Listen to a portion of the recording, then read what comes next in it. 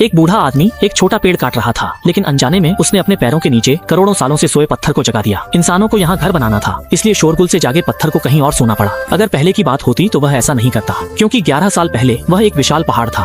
उस समय उसने दुनिया में प्रजातियों के बार बार बदलने को बहुत देख लिया था, जिससे वह ऊब गया था। इसलिए उसने थोड़ा आराम करने का सोचा, लेकिन किसे पता था कि यह नींद करोड़ों सालों तक चलेगी। इस दौरान न केवल डायनासोर विलुप्त हो गए, बल्कि पृथ्वी पर भी भारी बदलाव आ गए। पृथ्वी की प्लेटों के खिसकने से वह एक विशाल पहाड़ से एक पत्थर में बदल गया, और जब वह दोबारा जागा तो इंसानों ने उसकी नाक में रस्सी डाल दी थी। असल में हुआ यह कि पास के गांव के लोगों की उस पर नजर पड़ी और उन्होंने उसे काट कर एक बड़ा चक्की का पार्ट बना दिया।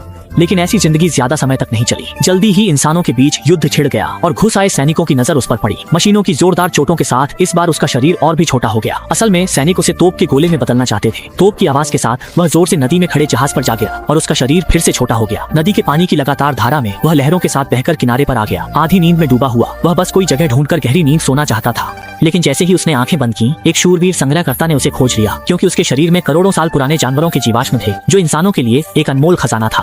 पल भर में ही उसे संग्रहालय में भेज दिया गया और वह कैम्ब्रियन परियोजना के दौर का एक सदस्य बन गया। लेकिन एक दिन एक लड़के के आने से वह अचानक गिर गया और फिसलते हुए सीधा एक बूढ़े आदमी के कूड़ेदान में जा गिरा। फिर बूढ़े ने उसे यूं ही फेंक दिया और वह ठीक बगल की सड़क पर जा गिरा। एक कार के गुजरने के साथ ही वह पत्थर दुर्भाग्यवश गियर में फंस गया। जब वह फिर बाहर आया तो उसका शरीर और भी छोटा हो गया था। एकमात्र चीज जो नहीं बदली वह यह थी कि उसे अब भी वहीं पर गहरी नींद लेना बहुत पसंद था।